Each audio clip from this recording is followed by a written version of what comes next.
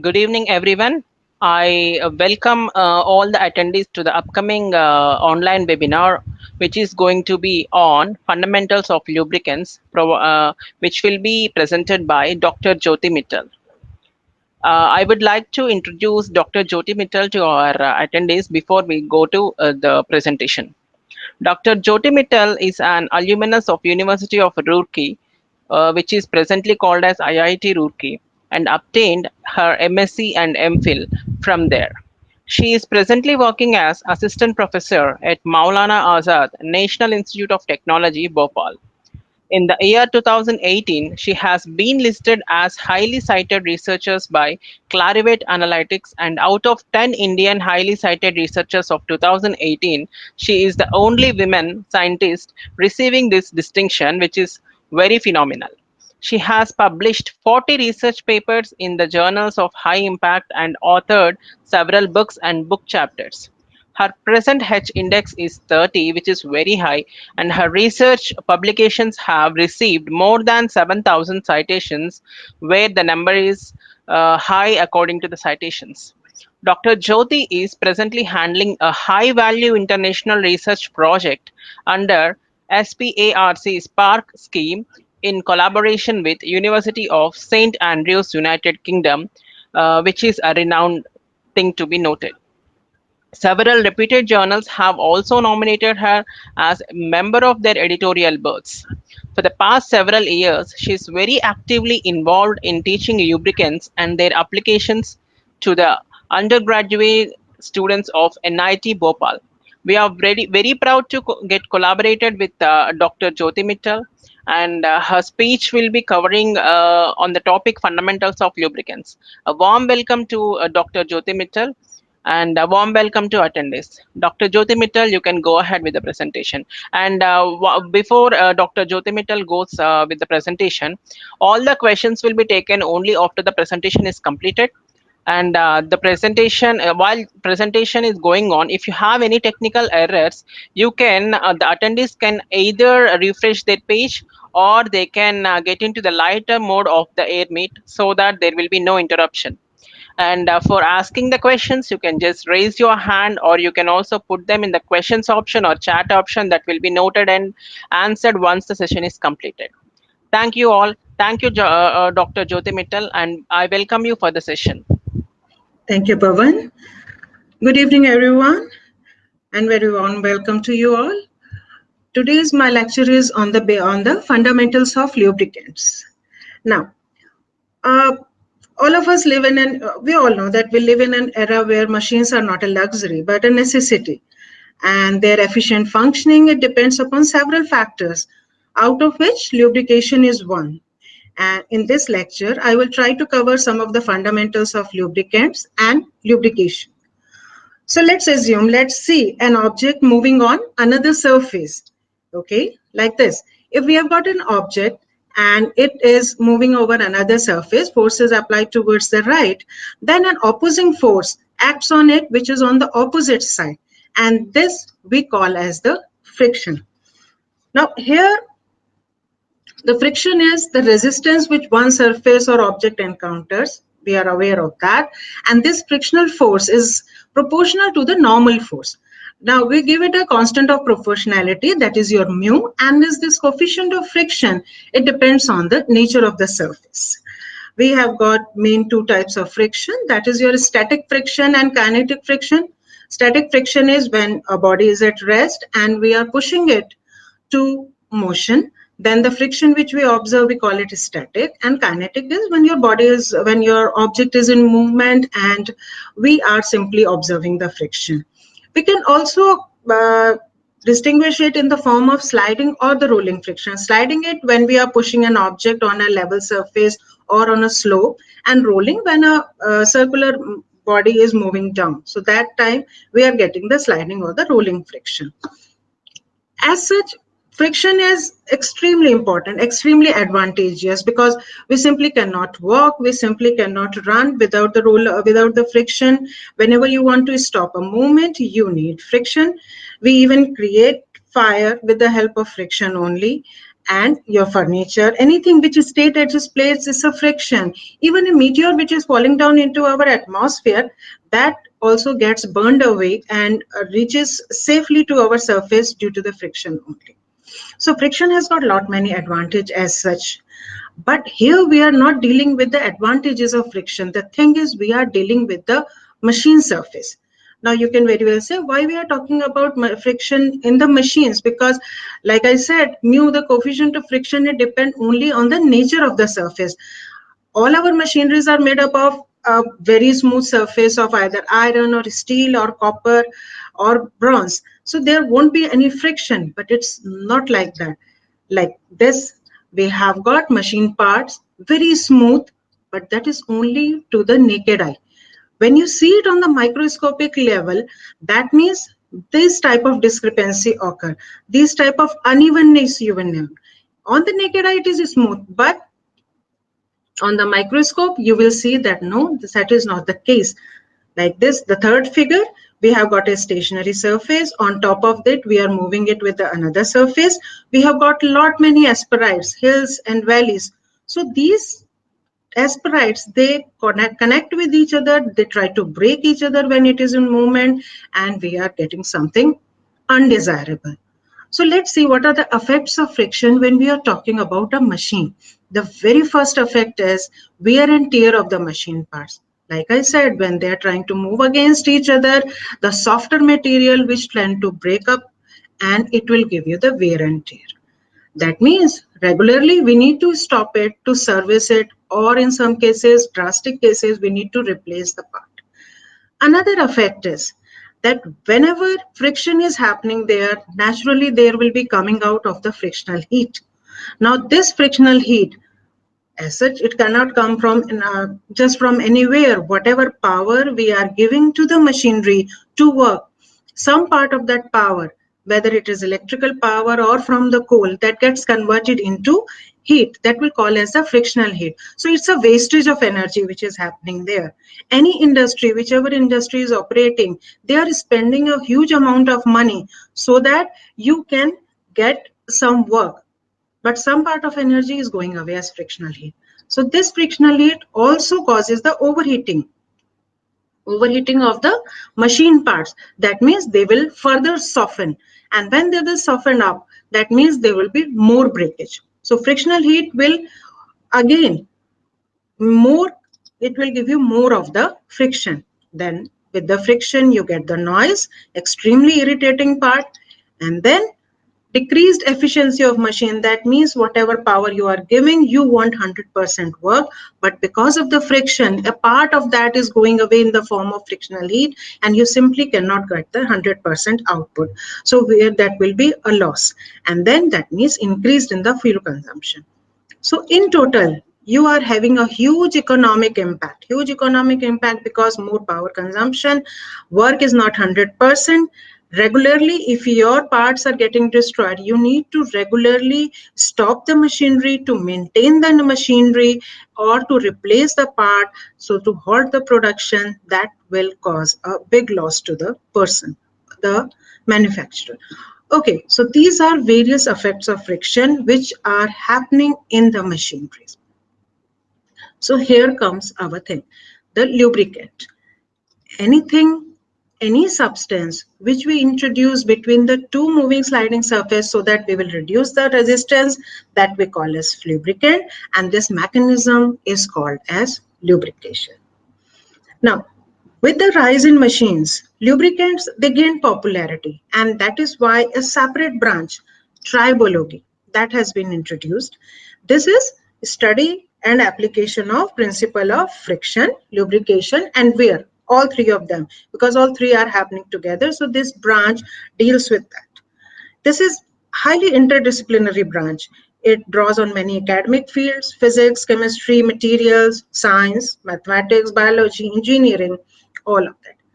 So these are the lubricant which is there. So what are the functions of lubricants? Nothing much, but only to reduce the friction. So what is happening? Whatever are the effects of friction which we earlier saw, lubricant reduces all of them. It reduces surface deformation, it reduces wear and tear, loss of energy, waste of energy, expansion of metal, or the maintenance and running cost will be proper. Okay, so this is the general one. Now, from where does this come from? How far back can we go back with this? Okay, let's see a little bit of history. Historical evidence suggests that lubricants were present even in the Egyptian era. In 1880 BC, that means somewhere around 4000 years ago. Pictorial records. These are the pictorial record. Okay, this picture was found on the grave of a king. King was Tehutihitap. Now here what is shown here? Please focus. Here what they have shown is that it has got a big statue of the king. It is around 58 tons in the weight, 7 meter of the height. And here some people, lot of people are pulling it so that they can take it to the site where they can place that statue. And in front of that, a person, you can see a person who is pouring oil in front of the sledge so that easily they can pull this sledge, a heavy sledge. Now that means this is the clear indication, this was the proof that even in that era, there was the usage of oil as the lubricant. After that, it has continuously been used. The first major breakthrough came when Leonardo da Vinci he started working on that in the 1500 AD. After that, he Leonardo da Vinci only gave the name of tribology. After that, several scientists, famous scientists, Newton, Coulomb, they keep on working about that. And major advances were finally achieved during the Industrial Revolution in 1750 to 1850. Now here, the natural oils which were used up till that point, they were replaced by mineral oils. Now we know that the simple machine, the idea came with the Archimedes. Archimedes gave the idea of simple machine in somewhere around 300 BC, and now these machines have integrated themselves in our daily lives. Simple machine, cycle, or car. A single car, which we are using, almost all of us are using cars. A single car uses around 30,000 parts if we count every part down to the smallest screw. And this is the engine. This is the engine of Maruti Suzuki 800cc engine. This engine is it is 4-stroke internal combustion engine, and this has got only 28 moving parts. But for your engine to move properly, these 28 parts should be properly lubricated. So only then our car should properly move. Now, do we know how much complex machines we are making nowadays? The most complex machine ever built by man is the space shuttle. Space shuttle has got somewhere around 2.5 million parts. Okay, quite astounding. We are surrounded by machines. We depend on them tremendously and we expect them to keep on working smoothly. And that is why the worldwide demand of lubricants has gone up to 37 million metric ton. Worldwide demand as reported in 2018. So we can very well say that it must have increased by then. Worldwide market, that is why, is a 130 billion USD. India's market alone, 5 billion USD. Majority of lubricants are required in automotive industry. 53% of the total lubricant which we have is used in the automotive industry. Industrial lubricant about 32%. Now, some of the major players that we have in Indian market which supply or produce your lubricating oil, you must have seen all of them. Indian Oil produces by the trade name Servo, MAC from Bharat Petroleum, Relstar, that is from Reliance. We have got HP Lubricant, Castrol, Shell and Gulf. Many others also, but these are the major players which are there. Now let's move on to the classification. By what we are making the lubricants. So when we classify the lubricants are classified according to their physical state. So liquid, solid and semi-solid. This is the way by which we classify them. Now in the ancient time, whatever oils and fats were available, they were the locally grown. When we classify the lubricants, liquid lubricants are there, which we call as lubricating oils. Okay, lubricating oils are further classified in four ways. The very first one, the basis from where it started was vegetable and animal based oil. Now, whenever I ask somebody, they can very easily give you the names of the vegetable oil. This is the rapeseed oil. This is the rapeseed flour, quite similar to the mustard flour. And the seed is also very much similar to that. We have got soybean beans and cotton seeds even are used to produce the oil, cottonseed oil, palm, olive, castor, and sunflower. So all good. From all these, oils were extracted in various places, and from the ancient time, only these were used as the lubricant. But if I ask you something about what are the examples of the animal based oil, it becomes difficult because whatever answer I get is fish oil. But that is not so. From animal origin oils which are used as lubricants are some of the examples are lard oil, which we get from various organs of pigs. Then we have got tallow oil from various farm animal, goat, sheep, ox. From all these, whatever the oil we get, a common term is tallow oil. Neatsfoot oil from the hooves of farm animals, the black hooves at the bottom of their legs, feet, that is the hoof. So from that you can take out the oil. Then naturally we have cod liver oil and the sperm oil from the sperm whale. Okay, now, from what is the component by which we will be making or what is present in these oil? The thing is your triglycerides. Triglycerides are ester derived from glycerol and three fatty acids. A little bit of chemistry we have got like this. We have got three fatty acids here. They react with the glycerol in the presence of a catalyst so that you will get a triglyceride. Okay, now these triglyceride, if we have all the three fatty acids similar, then we get a simple triglyceride. If we have got a different one, we get a mixed triglyceride. Okay, and if this triglyceride is a fat at 25 degrees C, if it is solid at 25 degrees C, we call it a fat. If it is liquid at 25 degrees C, we call it an oil. And in general, whatever the triglyceride we have present in the vegetable origin oils, they are liquid. Whatever triglyceride present in animal, they are solid. So normally these are all solid, and with the vegetable they are all liquid. So how is it happening? These are the commonly found acids in triglyceride. Not a very typical one. We have got 7 acids here. Okay. Now, if that acid, these 4 acids in present of us, lauric, myristic, palmitic, and stearic, these are all saturated acid. Means we don't have any double bond here in it. Number of carbon atom in the rising manner, 12, 14, 16, 18, and this is the structure of that. Oleic acid, that is monounsaturated, that means we have got one double bond. Linoleic acid has got 2 cis double bond, whereas linolenic acid, that has got 3 cis double bond. How are they contributing to the oil? Depends upon the various oil. How? This is the composition in terms of percentage. If we focus on one single oil, let's say the coconut oil. In the coconut oil, the triglycerides which are formed are due to the presence of these acids in a particular percentage. So when we see coconut oil, lauric acid, the triglycerides formed by the lauric acid are huge, 47.7%. Myristic, 19.9, and like that. So what does that indicate?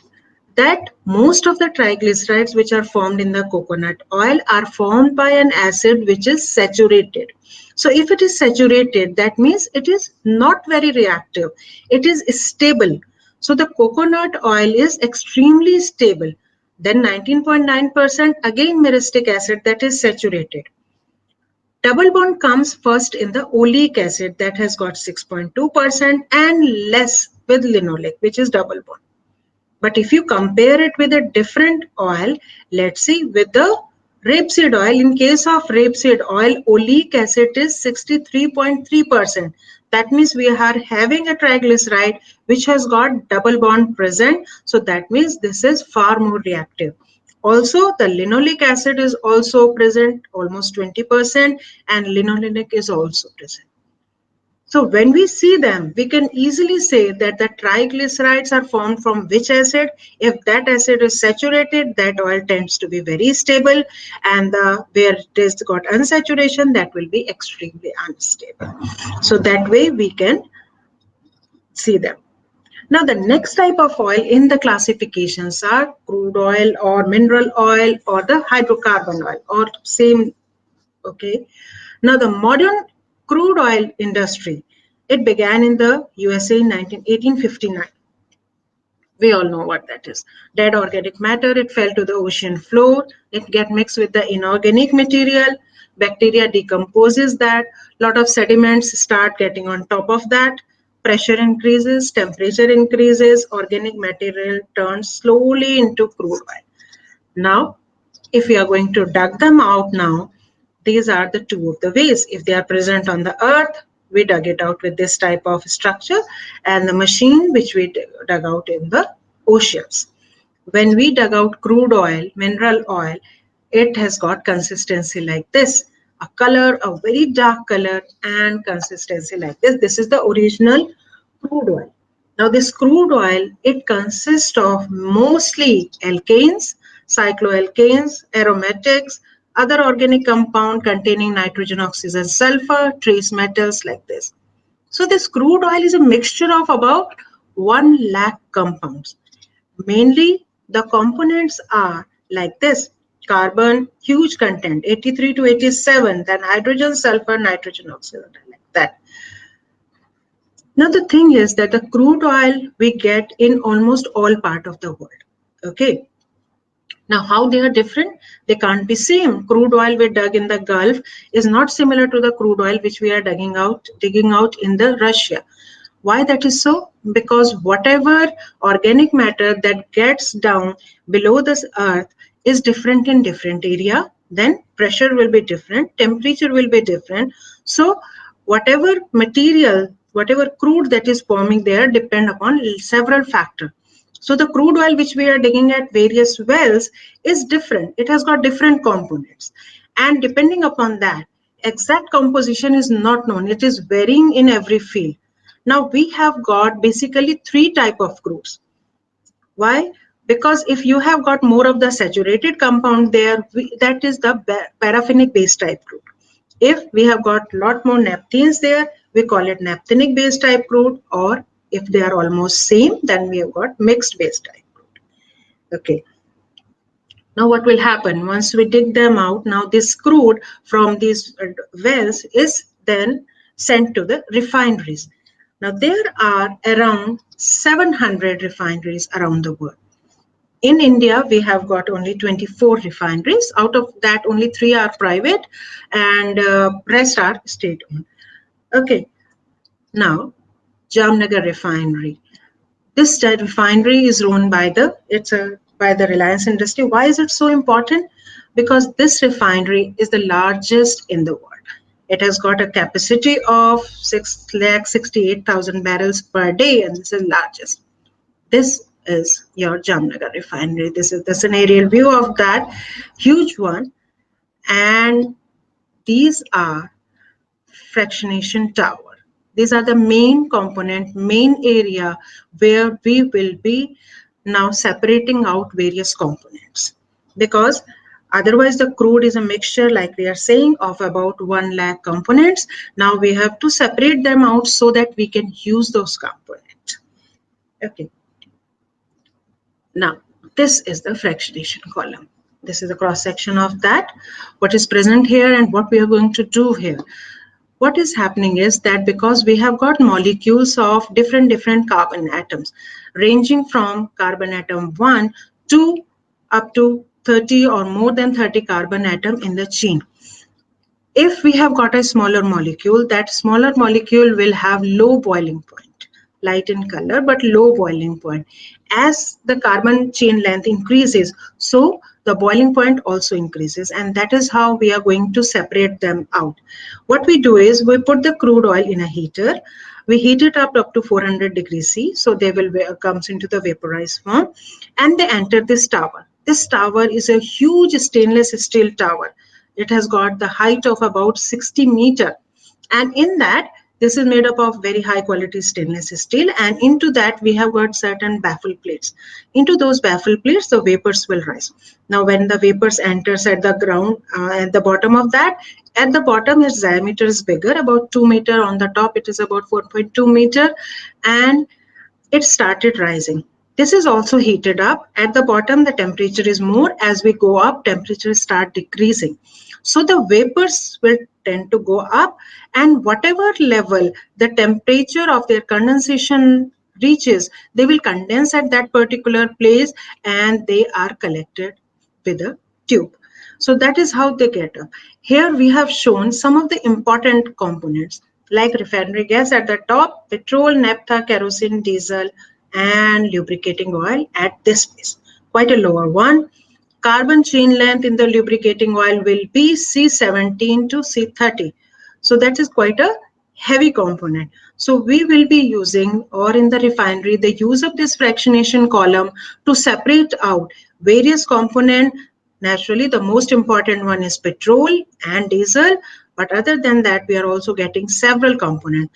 And various refineries, they are separating out somewhere around 2,500 products at this place.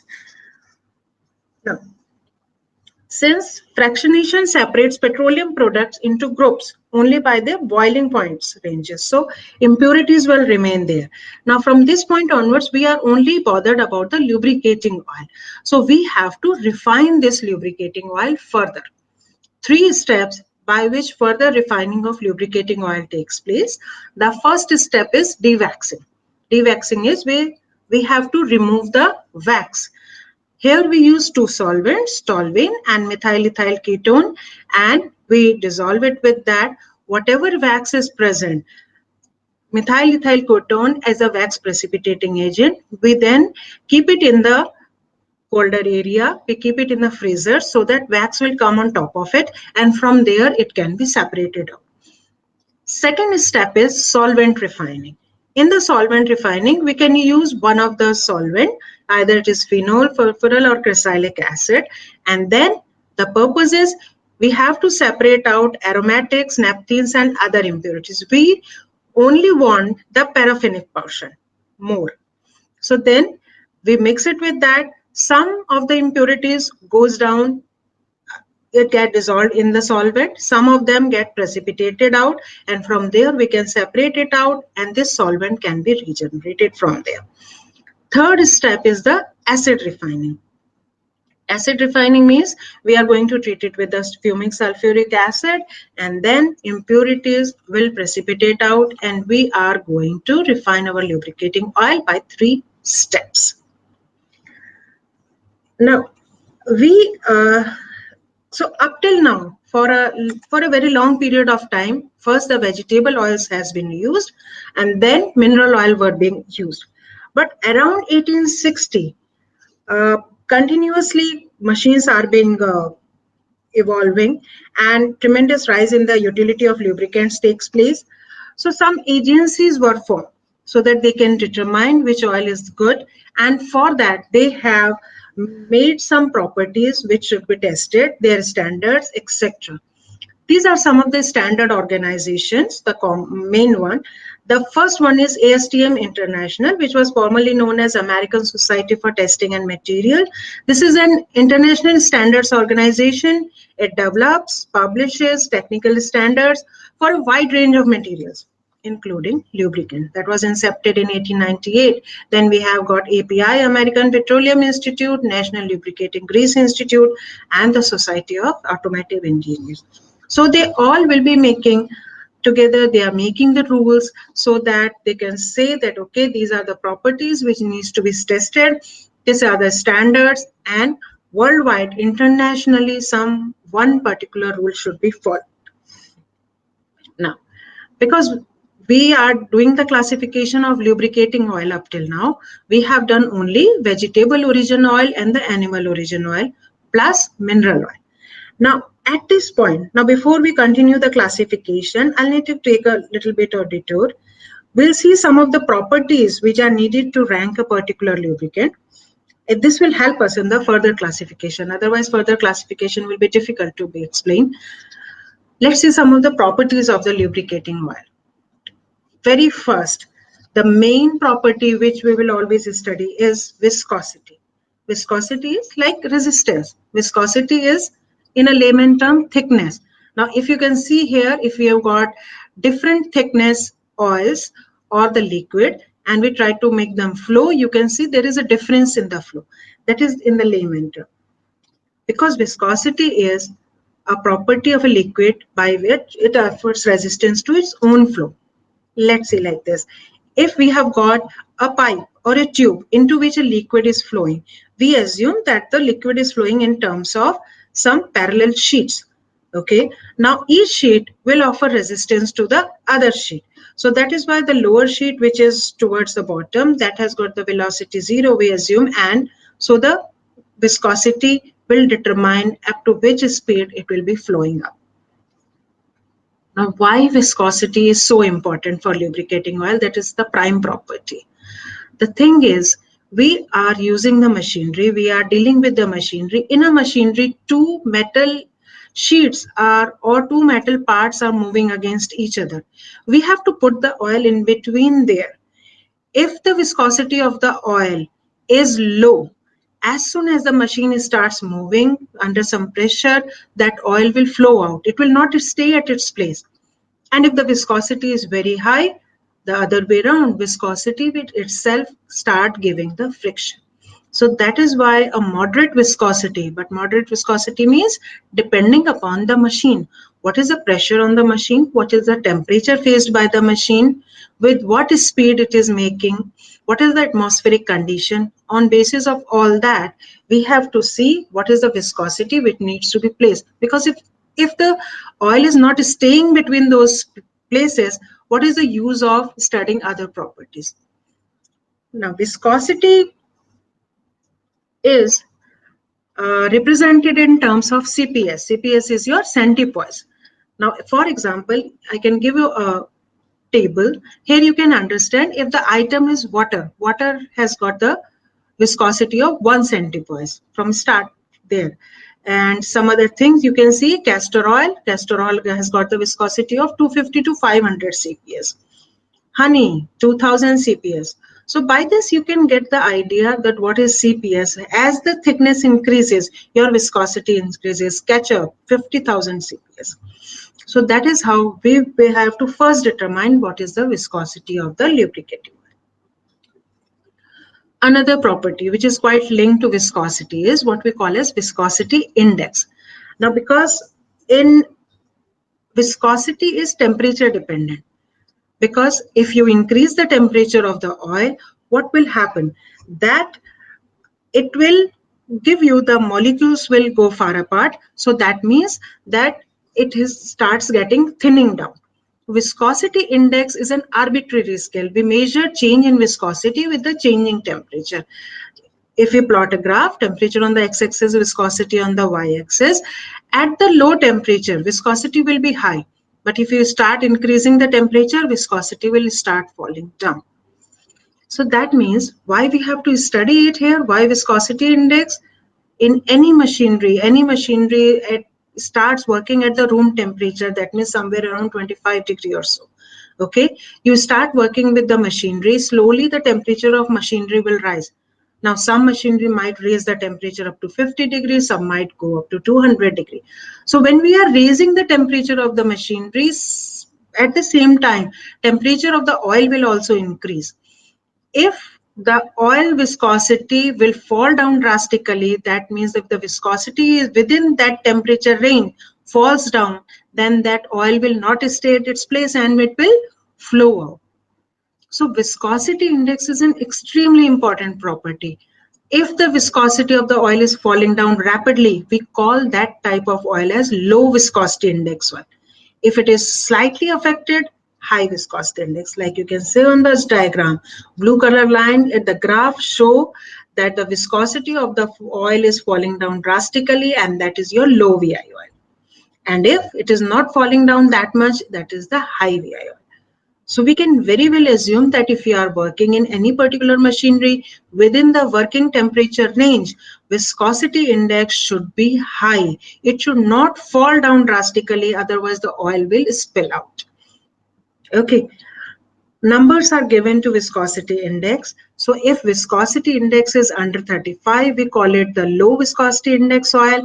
If it is above 110, we call it a very high. So before, at the time manufacturers make it, they test viscosity, then viscosity index. The next important property is flash and fire point. Now this property needs to be checked so that we should know that up to which temperature your oil is safe to be used. Because all of your oil, mineral oils, they are extremely flammable. You start raising the temperature, they will start giving you vapor. And then at one particular time, everything will start burning. We don't want that. You are putting the oil in a particular machinery. Let's say your temperature of burning of the oil is 100 degree, and you don't know that, and you have put it in a machinery which is going up to 150. So what will happen? As soon as that it will machine cross that particular 100-degree temperature, oil will catch fire, and that will be a disaster. So what we have to check? We need to check an upper limit up to which you can use that particular lubricant. Flash point and fire points are what they have determined. Flash point is lowest temperature up to which lubricant gives you only a tiny flame. If you bring a matchstick in the vapors, it will just give you a tiny flame and goes off. Fire point is slightly above that, means at which temperature the vapors are giving you fire for at least 5 seconds. So we have to determine that, because you can only use the oil below the flash point.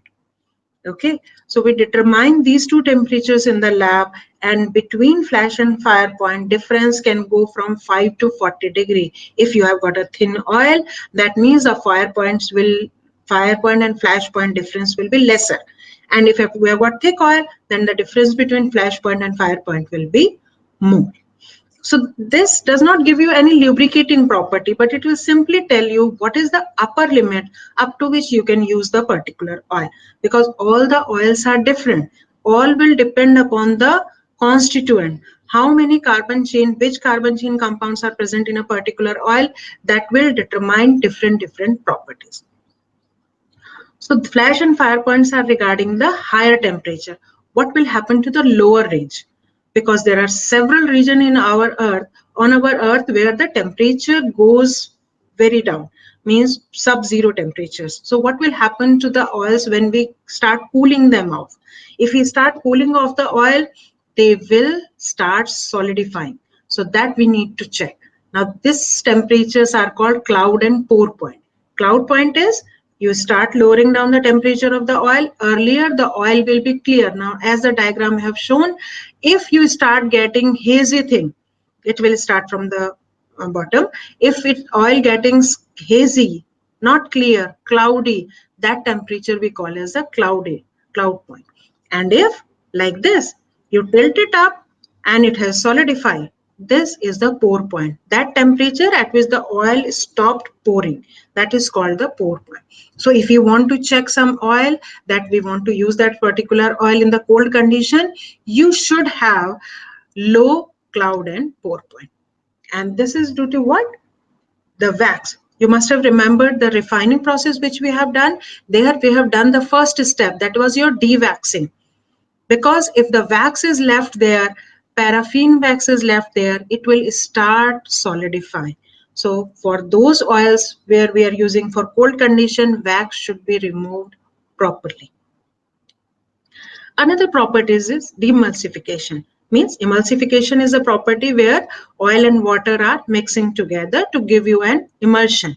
Demulsification is when this emulsion is breaking up. Now, several times your oil, the lubricating oil, is working in presence of water or a lot of moisture. So there this lubricating oil could form an emulsion. Okay, so what's wrong with that? Emulsion, they have a tendency to collect dust and dirt and foreign particles. It pulls inside. So if dust and dirt is getting inside your machinery, that means that is giving you more of the friction. So we are studying the property demulsification, mean we are trying to study how much time this emulsion takes to break away into separate layer of oil and water. So that time in which it breakage takes place, it should be less. Lesser it is, better it is. So we want this time to be less. Similarly, we have another property, that is your corrosion stability, because the oil which you are using on the metal parts, corrosion is a process by which the metal which you have prepared, if you are preparing it, putting it on the stainless steel, naturally, if your oil is causing the corrosion, that is not which is wanted, because what we have seen with the mineral oil, it has got a lot of sulfur and other things present with it. So those substances can be corrosive and they can spoil your metal parts of the machinery. So before when we prepare the lubricating oil, we should know whether your oil is causing the corrosion or is it free from those type of substances. So these are some of the properties. We have got so many properties of the lubricating oil, like oiliness. Oiliness means how much sticky it is. Volatility. Volatility means how much it is vaporizing off, because we do not want our oil to vaporize off. How much carbon residue it is giving up, ash content, and so many others. So there are several properties, somewhere around 20-21 properties, which are studied when they prepare a lubricating oil in a particular lab. So because it should have how many properties it is satisfying, that is given as in the specification of a particular oil. Okay. So now we are coming back to our classification. We have seen the vegetable and animal origin oil. So what are the advantages of these oil over the mineral oil? Let's see that first. Now, because we have seen the properties, then we can go with that. It has got high oiliness. Whatever oils you must also have seen, the vegetable and animal origin oil, they have got high oiliness. High oiliness means how much it sticks to your fingers. That is the oiliness.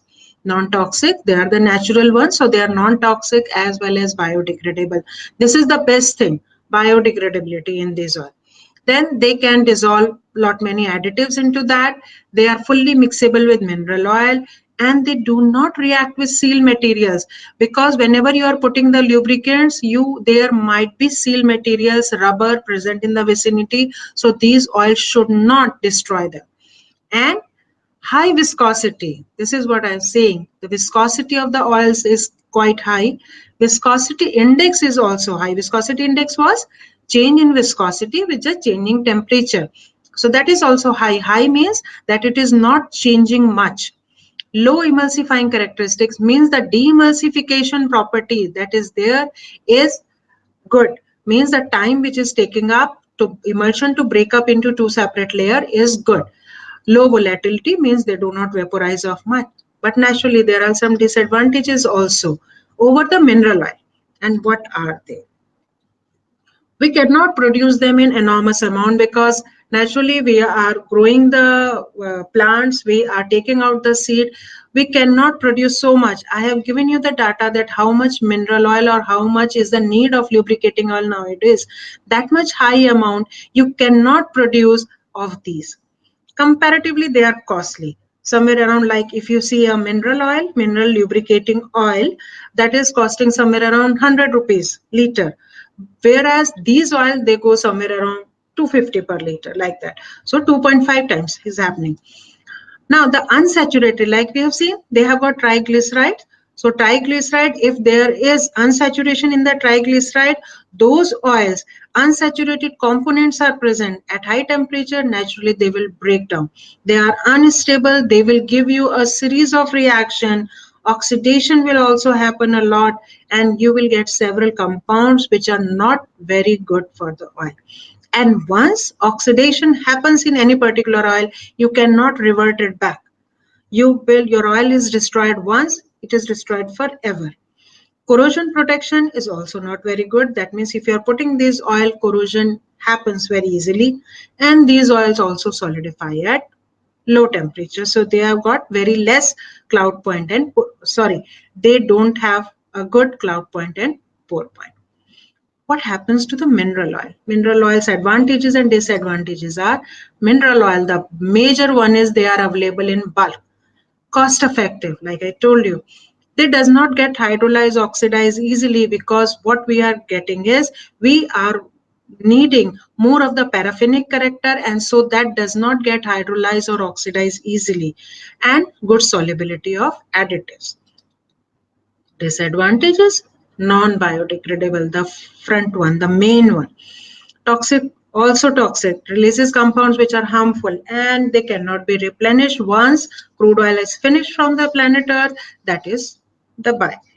Okay, so that means these are the two classification. What is coming on after that? That is mineral lubricating oil we are using for a lot many time, but then machines become more complex and we need something. Then we started realizing that the mineral oils are not satisfying our needs of all of our machinery. So now comes the oil which we call as the blended oils. Blended oils, they were made, discovered in 30s, 40s.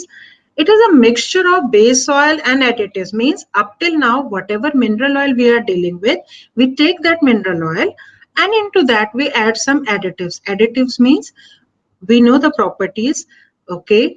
Then we want to increase a particular property, we prepare an additive which will manage that particular property and add into that. So additives are organic or inorganic compound that are prepared in labs. So we add that particular additive, and those additive cannot be more than 30%. You can add several additives plus, but the total amount of additive cannot be more than 30%. So what are the roles of these additives? Additives gives three roles. First is whatever is the existing basic or base oil property, they are going to enhance that, like antioxidant. Antioxidant is if your oil is getting oxidized, these are added up so that your oil should not get oxidized. Corrosion inhibitors means if your oil is causing the corrosion, these will stop the corrosion. Anti-foam agents, demulsifying, we can suppress the undesirable property. Like if your pour point is high, you want to lower down the pour point, then you can add the pour point depressant. Pour point depressant is added to so that you can lower down the solidifying temperature of the oil.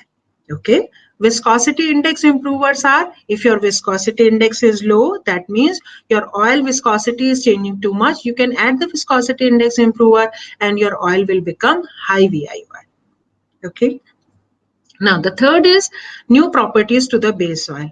Like if your oil cannot suffer, cannot take the extreme pressure, you can add some extreme pressure additive so that pressure can be bear. This is a typical blend of lubricating oil. Like we are going to take the base oil, somewhere around 86% is taken in most of the blended oil. And then we have viscosity index improver. Some of these are the examples. Now there are so many compounds which are being made.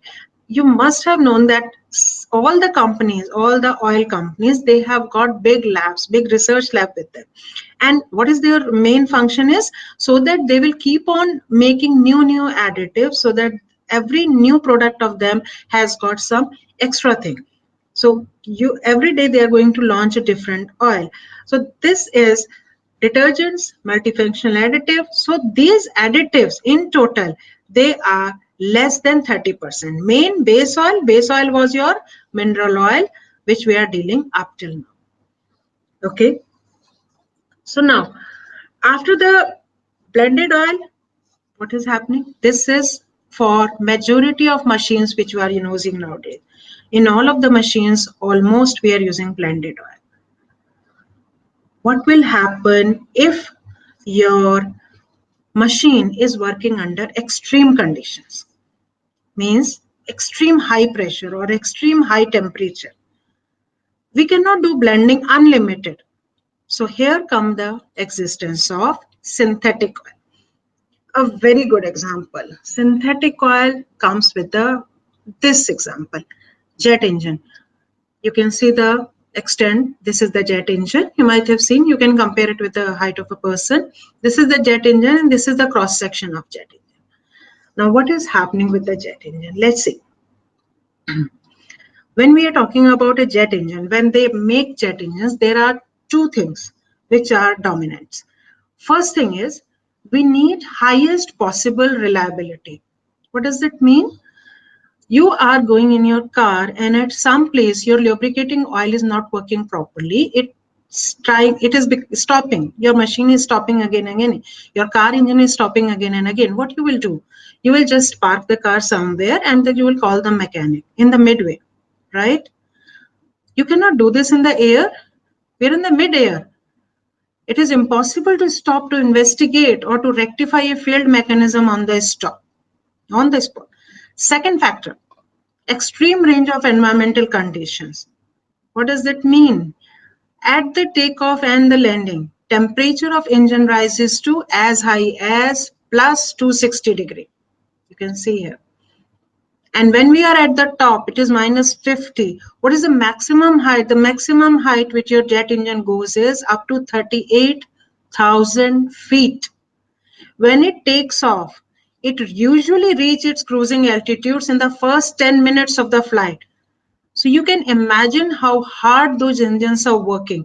Within the minutes, 10 minutes time, it goes from ground to the height of 38,000 feet with that much load and cruising to such a height. So what is happening? As a result, lubrication requirements for these aircraft is very critical.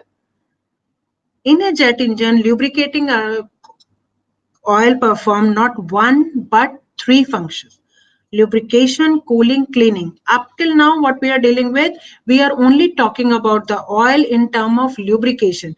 But here it has to do three functions. What is like that? We are not applying lubricant in between the two machine part.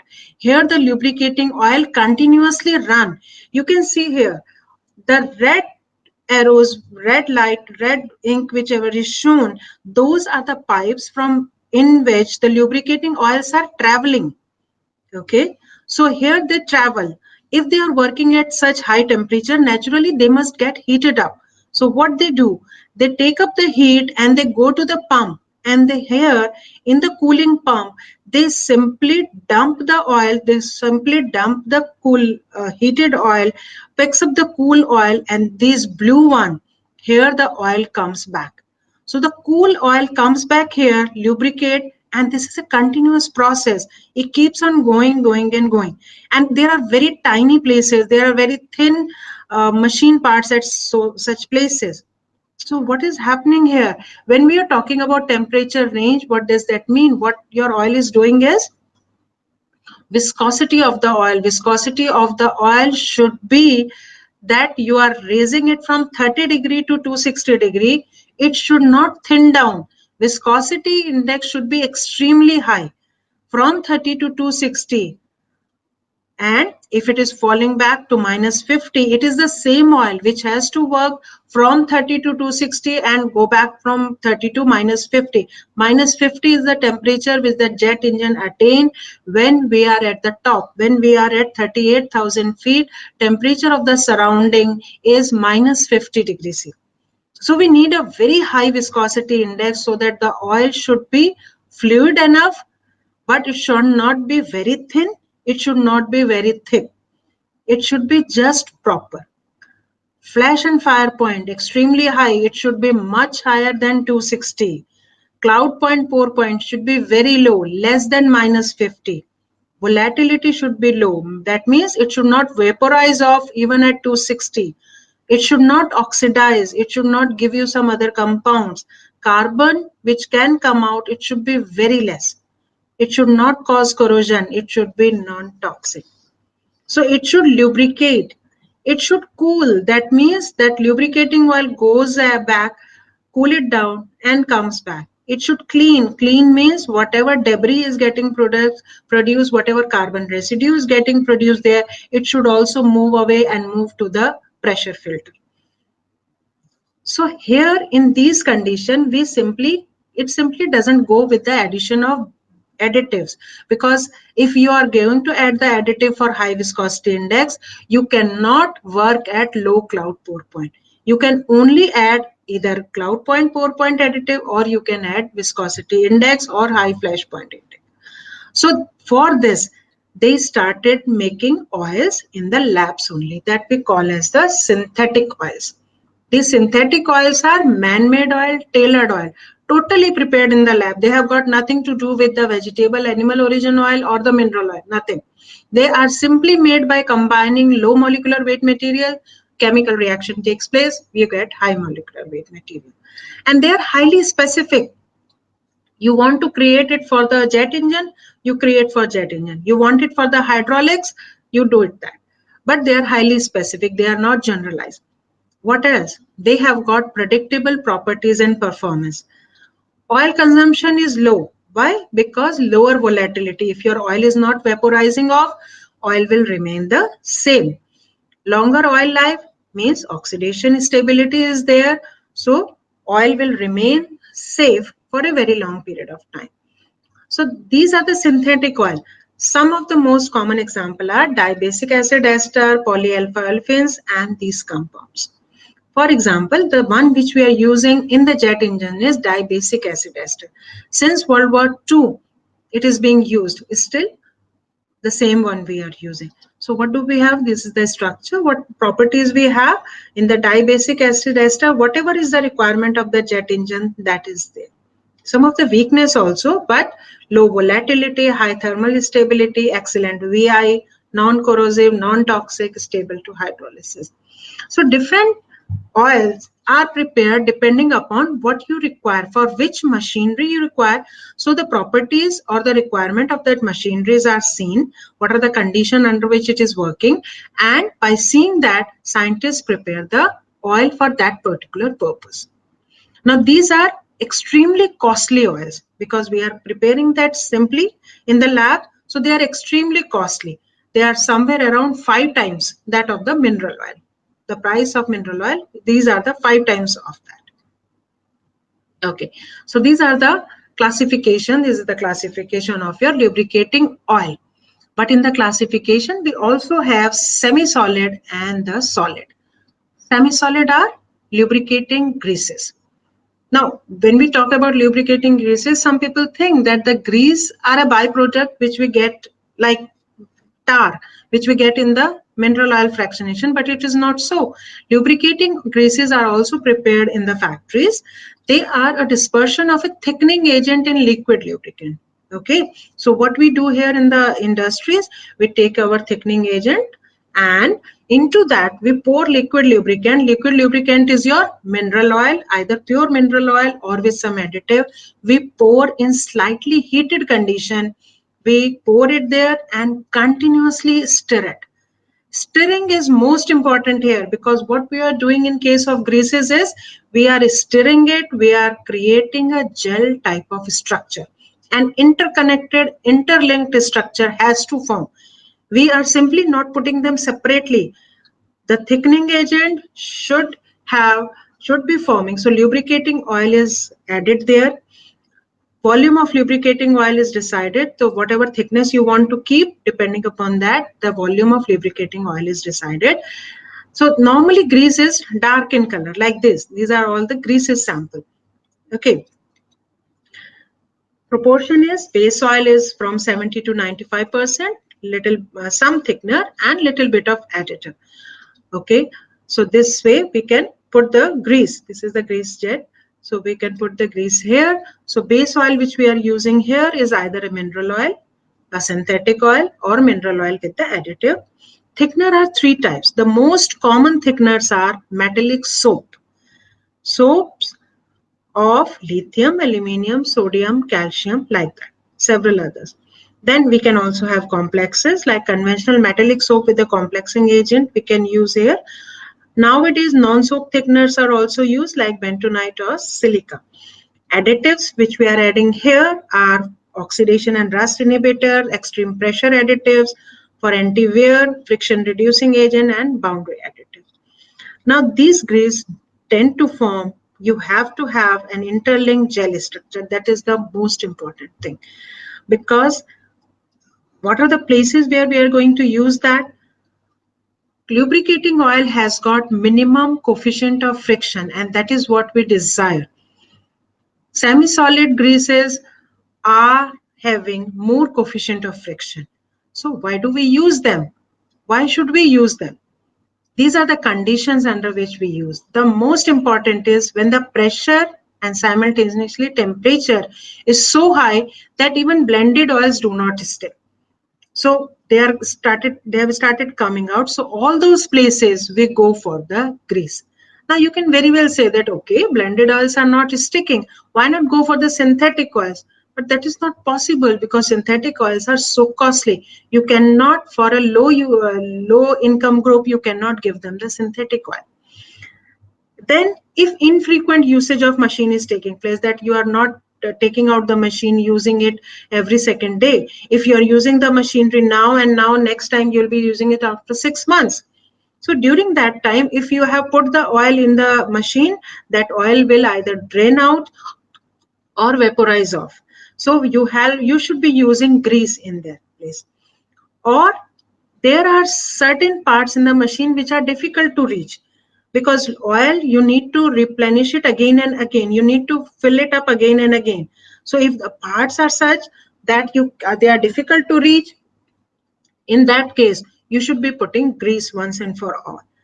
Or if the movement are very jerky, oil should come out, like railway axle boxes, there you get too many jerks, so there we put the lubricating oil instead, lubricating greases instead of oil.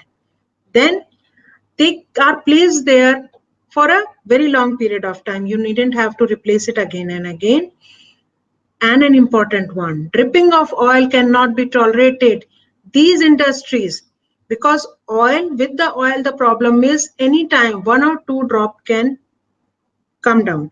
Now, in these cases, if the industries are textile, paper, or edibles, then the problem will be even if a single drop comes down, get into the product, that is extremely not so wanted. It also acts as a seal. Like in case of piston, you can use grease as a seal also. But there are some disadvantages also. Like we said, high coefficient of friction is the main one because mu is higher in this case. Difficulty in cleaning. When you want to clean the oil, it is easier, but grease are quite sticky, so it is very difficult to clear them out.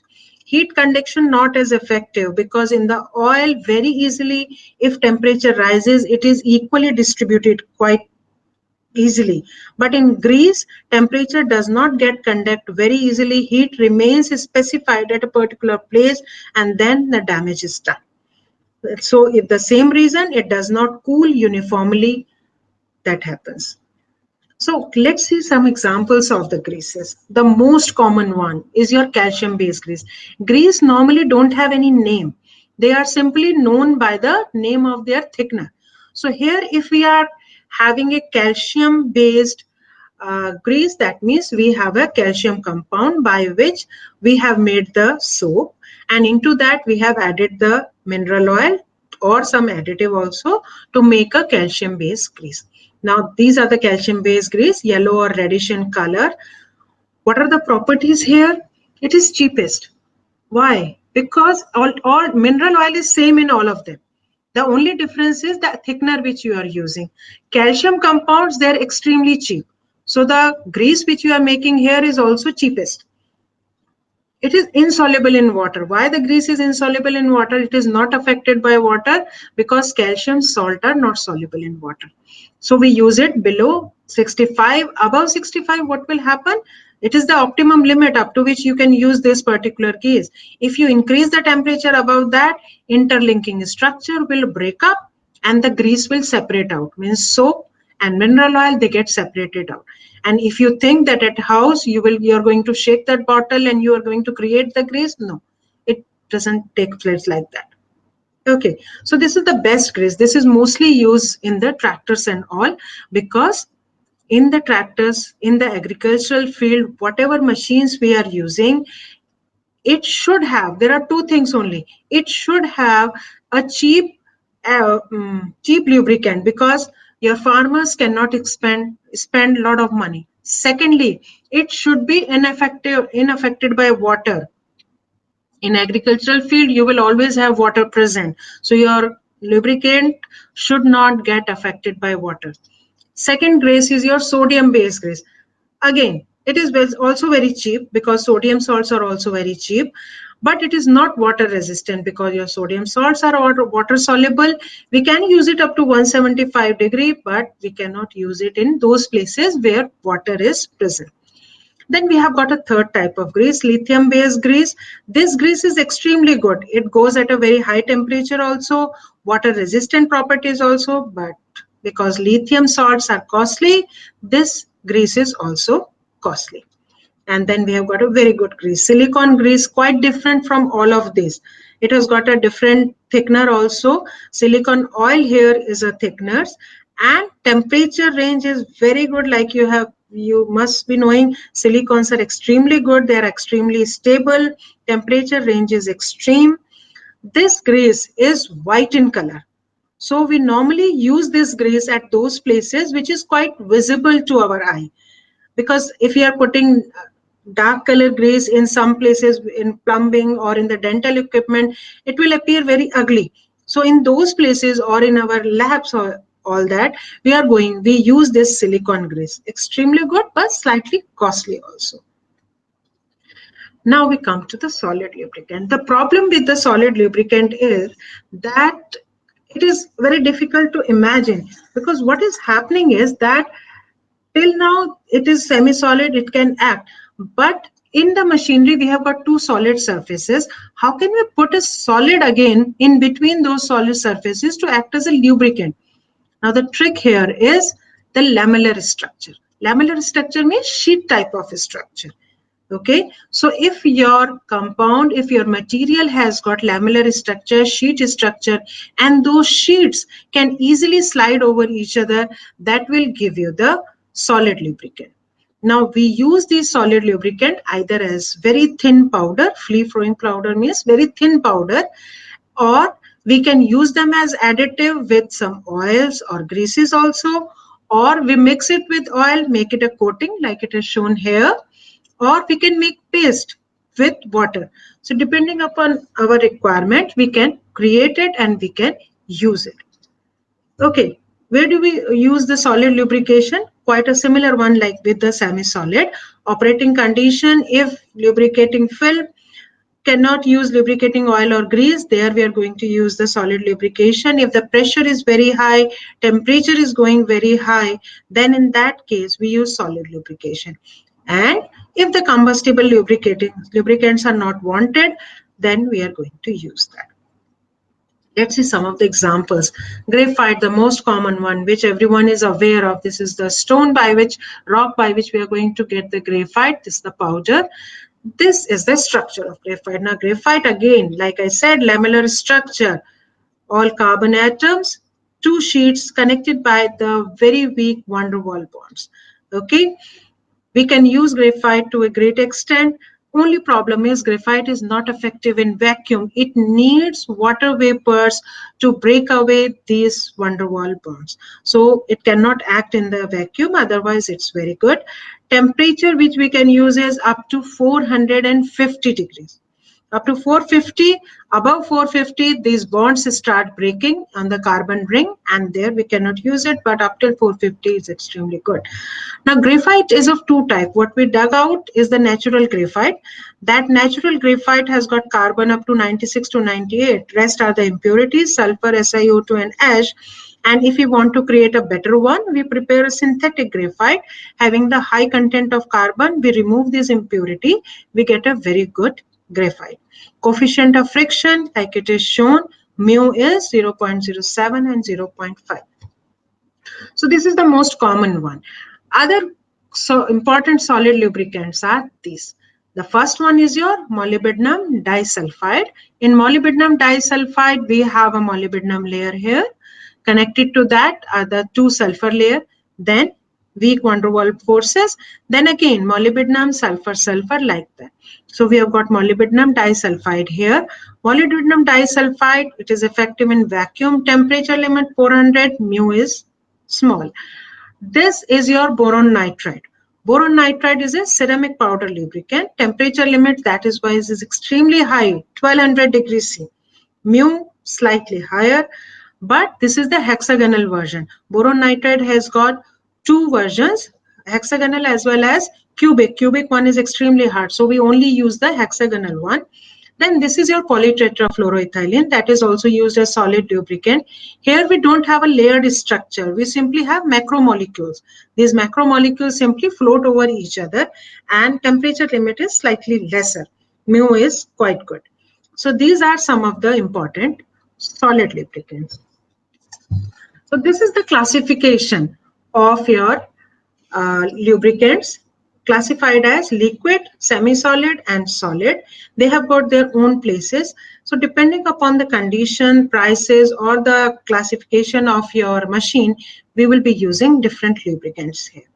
So we have got so many lubricants, even a particular, all the industries, if we choose servo, if you go to the site of servo, you will see that they prepare almost 250 lubricants or more than that. So for different machines, different engine conditions, we prepare different lubricants, and for that we need properties there. Let's see the product specification. I have taken some of the examples here. Like if we want automotive diesel engine oil, what are the properties? Because now you have seen the classification and the properties as well. You understand some of that. We want, because the diesel engine naturally is operating at high temperature, your internal combustion engine. So that oil should have protection against high temperature engine deposits and oil degradation. Oil degradation means oxidation. If it can happen, it should be less. Engine deposits means the ash or the carbon which is coming out, that should be less. Otherwise, that carbon will block the engine.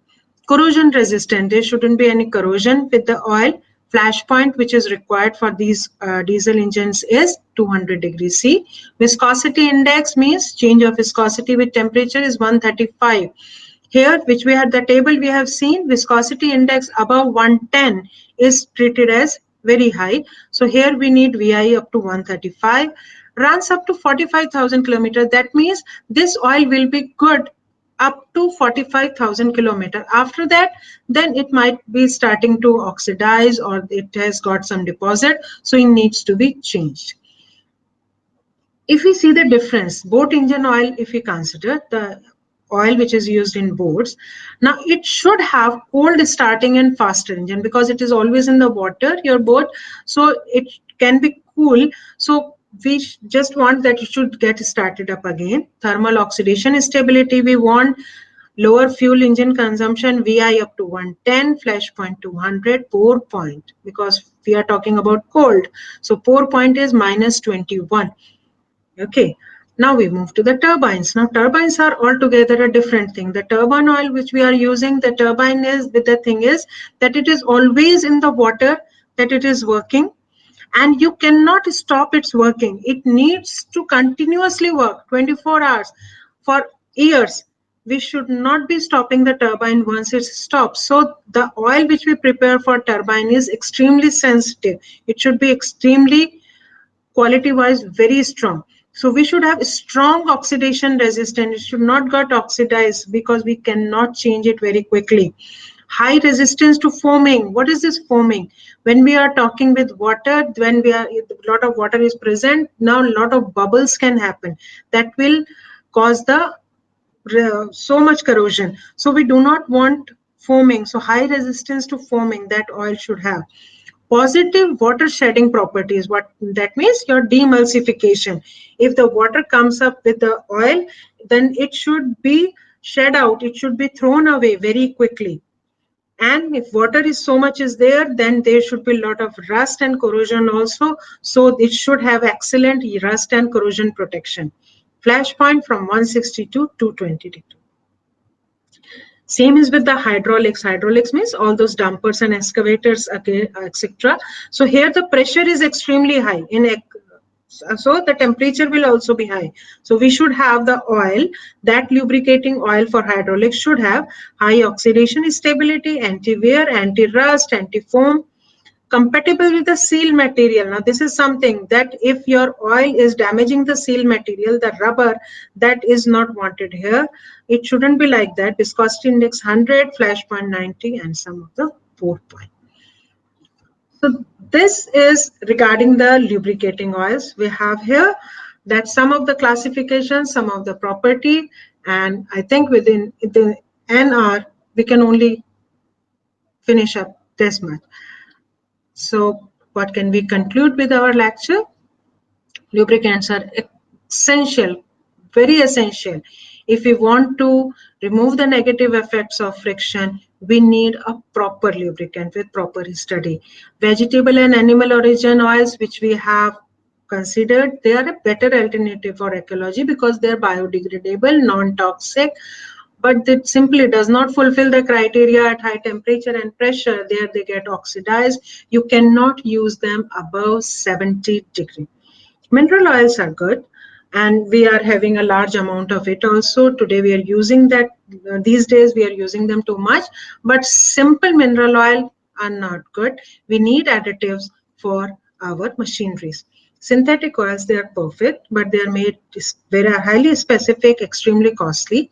Greases are very good, cost effective, good for high pressure, but again limited application because they have got higher coefficient of friction also. Solid lubricants, we mainly use them as additive. As such, solid lubricant are used very rarely, but normally we mix them with mineral oil so that you can create a high pressure additive. So that means for reliable and smooth functioning of machine, we need a suitable lubricant. That's it. Thank you.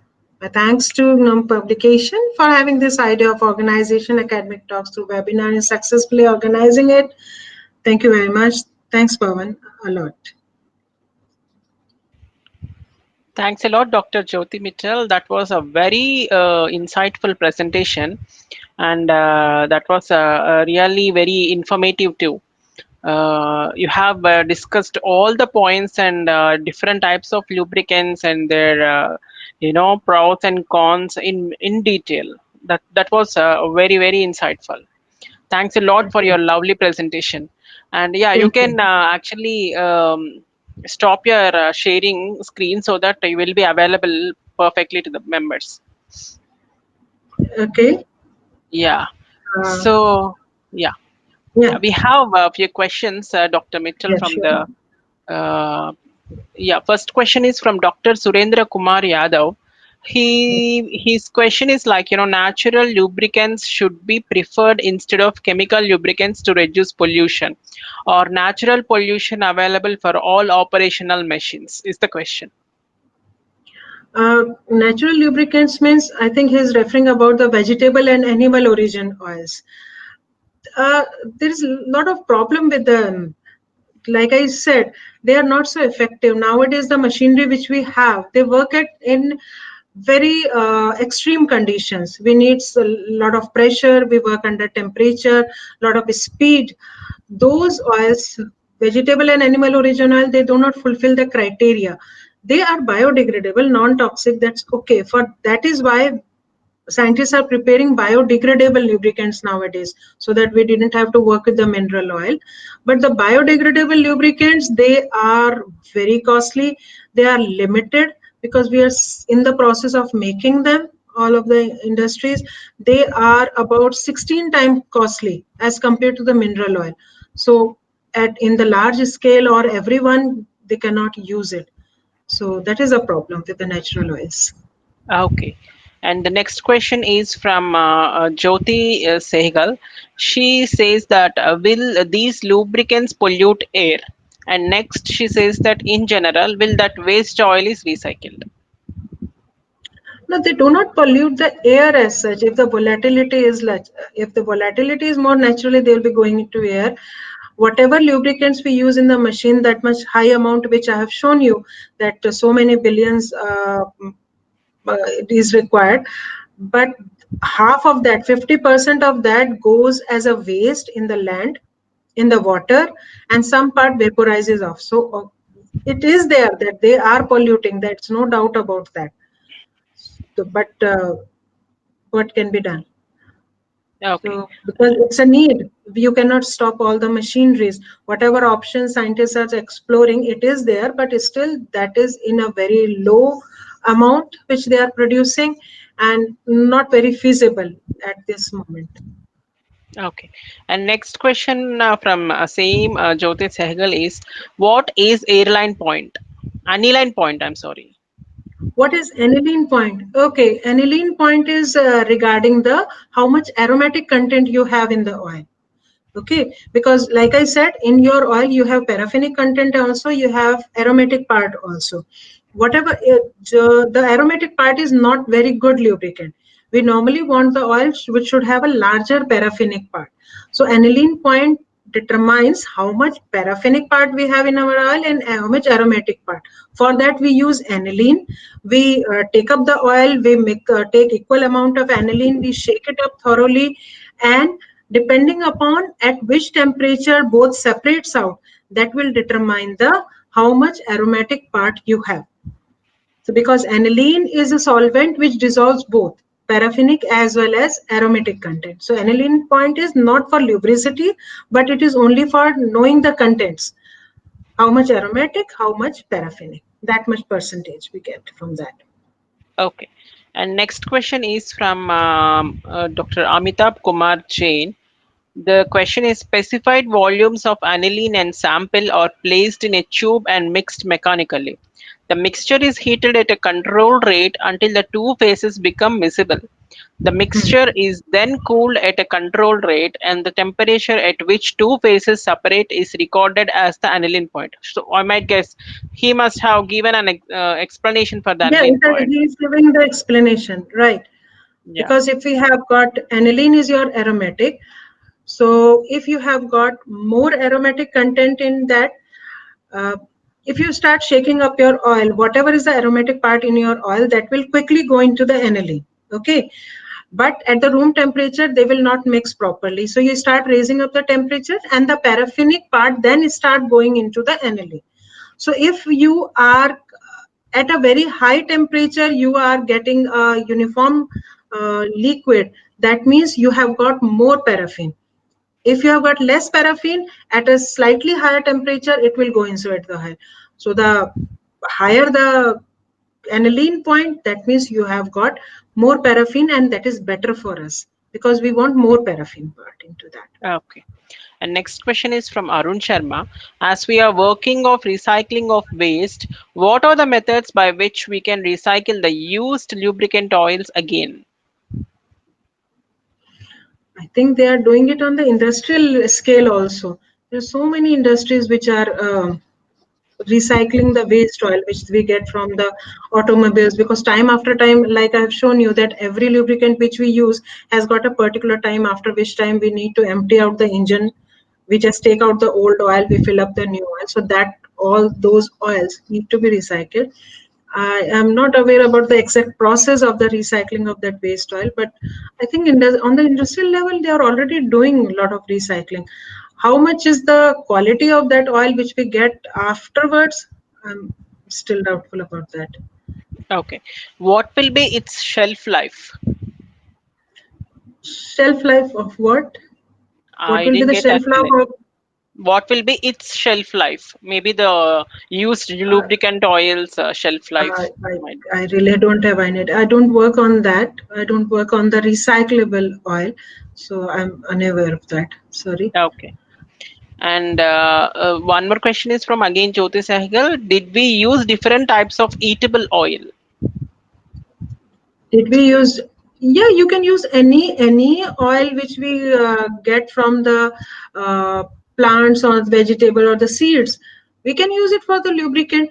Even in our house, also, if you see, if you feel a little bit of friction which is happening in the hinges or in the cycle or something, if you don't have any oil, you simply pick up whatever oil is available with you, whether it's a mustard oil or a palm oil or whatever. You put that oil there, it will work perfectly well. How much time it will stay there, so that's a problem. But at the house level, at your home, you can use those oil perfectly good, no problem. Okay. And next question is, present days due to corona, mostly the cars are at the halt. How we can Hmm. maintain the lubrication properties? We need to take those cars out after every, I think, 8 or 10 days. Otherwise, if they'll keep on standing at that own place, naturally the oil will drip down. Or if you're not taking them out of their garage or something, you should at least start them at that particular point only. The only thing you need to take care is the exhaust which is coming out. If it shouldn't be a closed garage, but you need to take them out. Otherwise, that lubricant will naturally it will thin down. And due to the summers also, temperature rising 40 to 45, it's a it's a bad thing really. Okay. And next question is from Dr. Yogendra Kumar. And Hmm. role of water vapor in graphite lubrication. Please elaborate.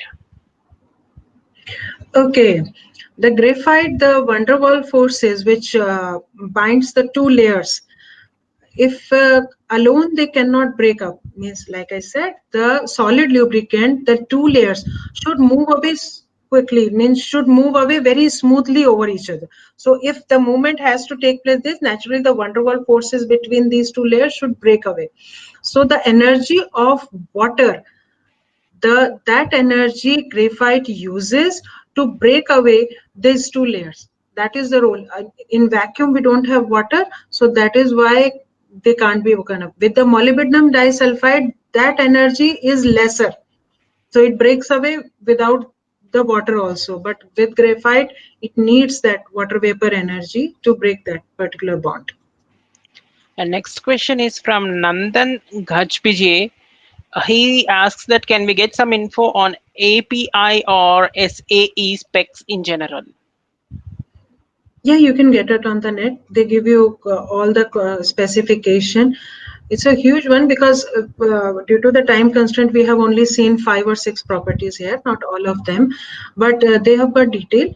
The AST, especially here is the ASTM. ASTM determines all the testing which needs to be done, what test you have to do, what are the instruments that are available, what are the standards which you should be getting due to that, and how to perform the practicals that is there. SAE and all, they also give the standard values for viscosity, viscosity index, corrosion, for all of them. But that is easily available. And if you don't get it on the Google as such searching, you should go for the search of the books. There you can get. You And will next, get it. yeah, next question is from Sangeeta Kapoor. She asked how mineral oil extracted, ma'am. How mineral oils are extracted from the base. They just see where they are available, and we simply lower down 2 pipes. Actually, when we extract mineral oil, they simply lower down 2 pipes. One pipe is the smaller one, the thin has got lesser diameter. The another is a bigger one.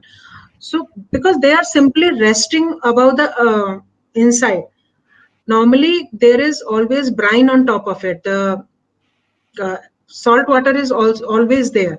So we first put the pressure, we pass the air, we press the pressurized air. So if the pressurized air goes inside the well, now naturally it will, that pressurized air will force the oil to come out from the second one. So from the larger pipe we drag the, or we pass the pressurized air, so the oil naturally comes up, and there it is collected simply from there by the trucks or from the pipes. They are then sent to the refinery, and there we separate it out, either Okay. from the, it is present in both the ways. Some place it is on the it is under the ground, or even in the seabed they are present. From both the places we are digging that out. Okay. And next question is how can drained or used lubricants be safely disposed? Okay, how can drained and used is proposed, because they are oxidized. The problem is that mineral oil creates a lot of compounds which are not which are basically polluting. I don't know, because in India I think we don't have even have any body which will be collecting these oils. So really no idea. Sorry. Next question is, please explain naphthenic based oil and paraffinic based oil in cloud and pour point. How can we determine? No, no, no, no, no, no. This not. It doesn't work like that. Uh, Cloud point and pour point is that when you start, let's at the room temperature, you start reducing the temperature of the oil. Then at a particular point, the if if wax is present there, if paraffinic wax is present there, so that component start precipitating out. So earlier your oil was cool, but then it starts precipitating out. So when it starts precipitating out, you will get a haziness that we call as the cloud point, and you keep on lowering it down and it will start solidifying.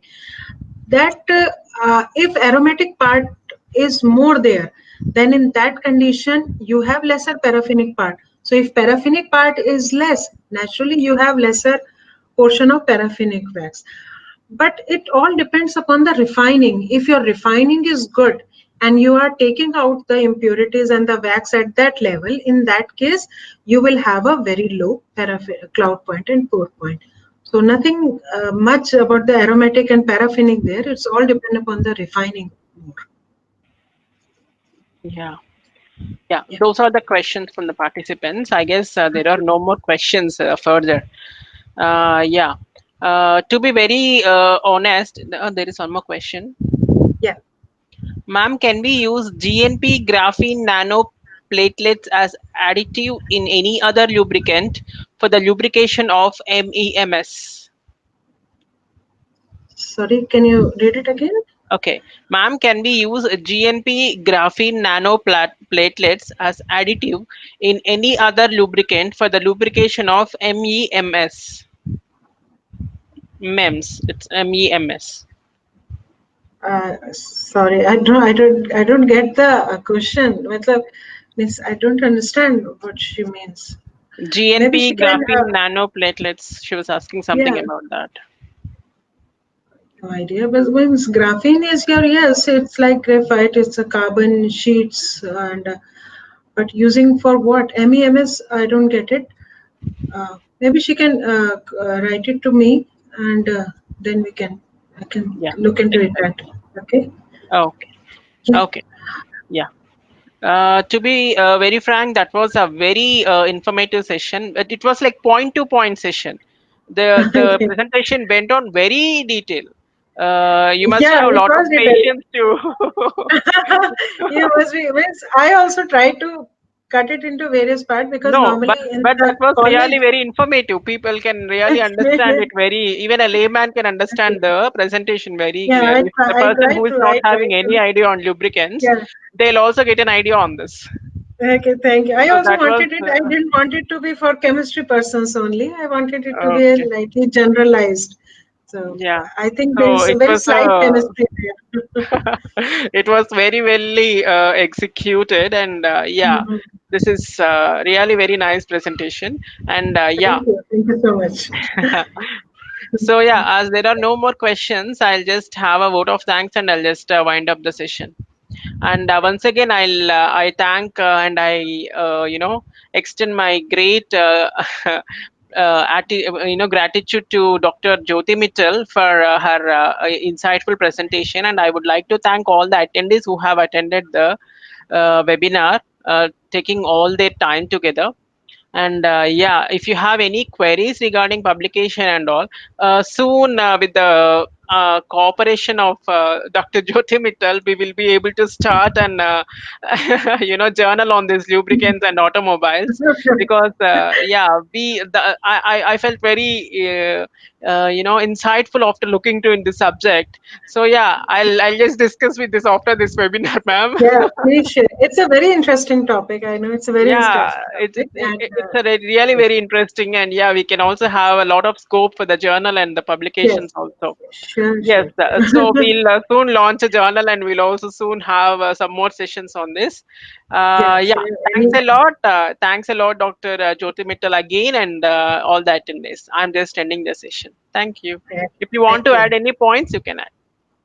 No, it's okay with me. I hope that everyone must have enjoyed it.